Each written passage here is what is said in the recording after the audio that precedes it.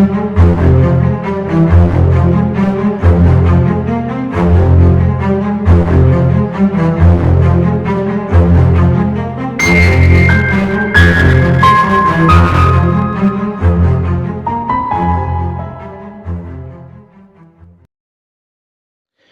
students, this is Rakesh Kapoor. Material for order number 9, rule 1 to rule number 5 we have already discussed in our earlier video. In this video, I am going to discuss about the concepts with respect to order number 9, rule 6 to rule number 14. The next situation is, which is mentioned in rule number 6, when only the plaintiff appears. Meaning thereby बाय वो particular situation जब plaintiff appear तो होता है लेकिन defendant appear नहीं होता, right. So in that case statute में हमारे पास 3 डिफरेंट सिचुएशंस दिए हैं. नंबर 1, जहां पर डिफेंडेंट के ऊपर service properly duly served upon हो चुका है. So in that case what would happen? The court shall hear the matter ex parte. Second situation is where the summons is not duly served upon, means defendant के ऊपर service नहीं हुई है. So in the second situation where the service has not served upon the defendant, in that case the court shall direct the second summon to be issued and served upon the defendant. पहला service हुआ नहीं है, बड़ी natural सी बात है कि court second समन issue करेंगे defendant के लिए. And the third situation is summons issue हुए, सर्विस भी हुआ, लेकिन ड्यू टाइम पीरियड में नहीं हो पाया. मींस डिफेंडेंट को एक रीजनेबल और सफिशिएंट टाइम नहीं मिला कि वो कोर्ट में अपीयर हो सके, या उस पर्टिकुलर डेट जो कि फिक्स किया गया था समन्स में उस क्लेम को आंसर करने के लिए, अपीयर करने के लिए. So it disable him to get appear before the court. So in that case what the court could do, court shall postpone the hearing of the suit और एक फ्यूचर डेट के लिए केस को adjourn कर देंगे. And in that respect one notice has to be given to the defendant. Notice तो देना पड़ेगा ना डिफेंडेंट को, अगर आप फ्यूचर डेट लगा रहे हैं. You got my point? So this is what is mentioned in rule number 6, right? Now let us have a look on rule number 8. Rule number 8 says that what will be the procedure that will be adopted when only the defendant appears. It means plaintiff does not appear, right? So in that case what would happen is the court shall make an order that the suit shall be dismissed.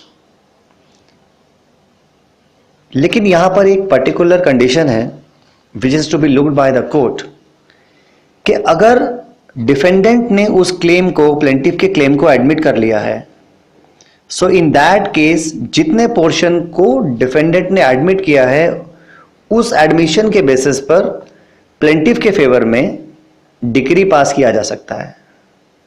You got my point? Otherwise अगर defendant ने कोई भी admission नहीं किया and he is present in the court on the date of hearing and the plaintiff is not there, in that case the court may or the court shall rather the court shall make an order that the suit be dismissed. As we have just read in rule number 8 कि अगर plaintiff appear नहीं होता है और defendant appear होता है तो court ऐसे सूट को डिसमिस कर देगी. सो प्लेंटिफ के पास क्या रेमेडी अवेलेबल है? अगर उसका सूट डिसमिस हो जाता है तो what remedy is available to the plaintiff? So in that case plaintiff fresh suit file नहीं कर सकता on the same cause of action. This is the first thing.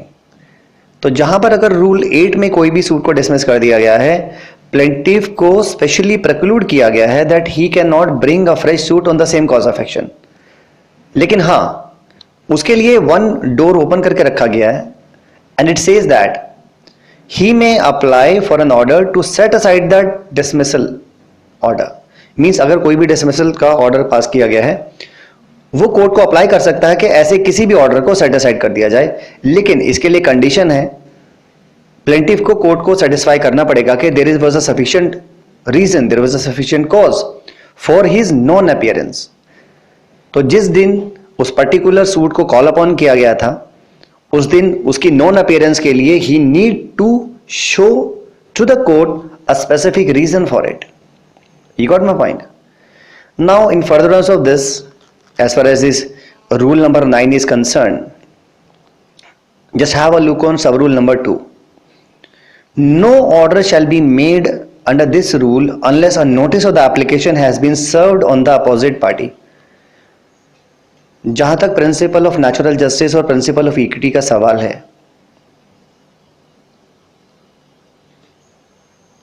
Rule 9 सब रूल 2 ये कहता है कि जब तक हम दूसरी पार्टी को एक नोटिस नहीं दे देंगे, तब तक इस रिस्पेक्ट में कोई भी ऑर्डर पास नहीं किया जाएगा. Right. Now as far as the number of plaintiffs or the defendants are concerned, it is not necessary in every suit there would be only one plaintiff or there would be only one defendant. ऐसा तो कभी नहीं होता, या हर situations में जरूरी नहीं है कि हर केस में सिर्फ एक ही प्लेंटिफ हो या एक डिफेंडेंट हो. देयर इज अ पॉसिबिलिटी कि एक प्लेंटिफ हो सकता है और बहुत सारे डिफेंडेंट्स हो सकता है, बहुत सारे प्लेंटिफ्स हो सकते हैं, एक डिफेंडेंट हो सकता है. So in this regard we have two rules, rule number 10 and rule number 11. Rule number 10 उस सिचुएशन के बारे में बात करता है कि हमें क्या प्रोसीजर अडॉप्ट करना है जब एक से ज्यादा प्लेंटिफ्स हैं और उनमें से एक या एक से ज्यादा अपीयर नहीं होते हैं. राइट. या फिर उनमें से कुछ आते हैं और कुछ नहीं आते. So what would happen in that case? The court can permit the other plaintiffs to carry forward with the suit as if the all of plaintiff has appeared and they can continue with the suit. And the same situation would arise in case of rule number 11 also, जहां पर एक से ज्यादा defendants हैं और उनमें से कुछ आते हैं और कुछ other they do not appear, कुछ डिफेंडेंट्स नहीं आते हैं. So that case also what would happen is the court shall at the time of pronouncing the judgment make such order as it think fit with respect to the defendants who do not appear.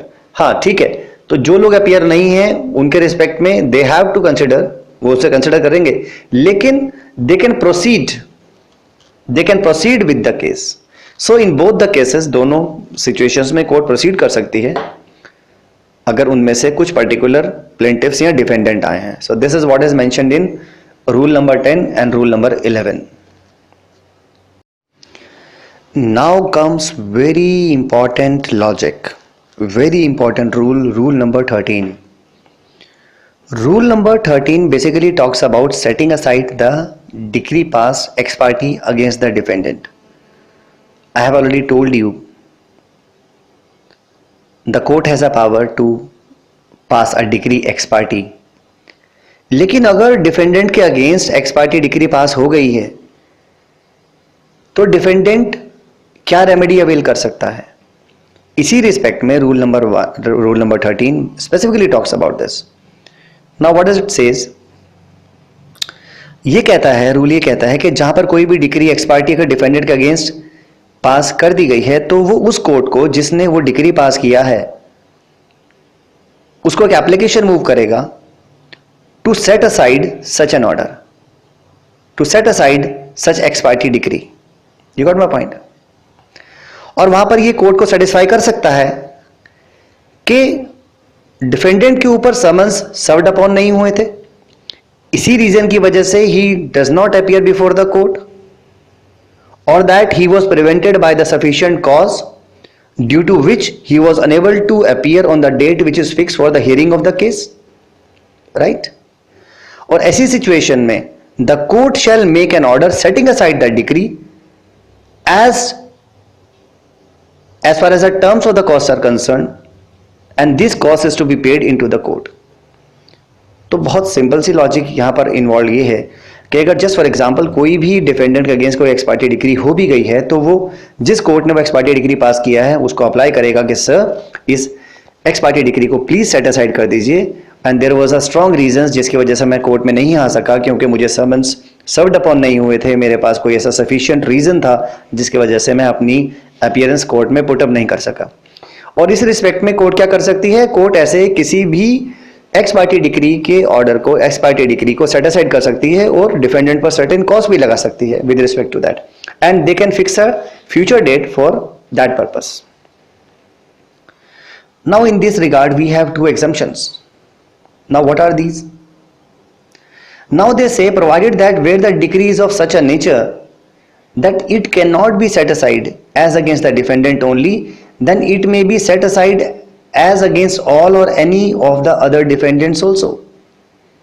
तो अगर मान लीजिए कोई भी decree इस nature की है कि जिसको हम एक पर्टिकुलर डिफेंडेंट के अगेंस्ट सेट असाइड नहीं कर सकते, तो वहां पर अगर मोर देन वन डिफेंडेंट्स हैं तो उन बाकी डिफेंडेंट्स के अगेंस्ट भी उस डिक्री को सेट असाइड किया जा सकता है।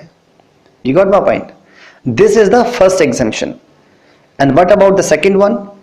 सेकंड वन ये कहती है provided further that no court shall set aside a decree pass ex parte merely on the ground that there has been an irregularity in the service of summons. तो अगर मान लीजिए कि ये पर्टिकुलर प्ली लिया जाता है, ये ऑब्जेक्शन रेज किया जाता है कि जो सर्विस, समन्स की जो सर्विस की गई थी that was irregular, that was not valid one, तो ये एक मेयर ग्राउंड नहीं है जिसके बेसिस पर हम कोई भी अगर एक्स पार्टी डिग्री हमने किसी पर्टिकुलर प्लेंटिफ के फेवर में पास कर दी है, so there is no ground for setting aside such ex parte decree. You got my point? That's all for order number 9. Keep watching our other videos on Civil Procedure Code. Hope you have enjoyed. Thank you so much watching our video.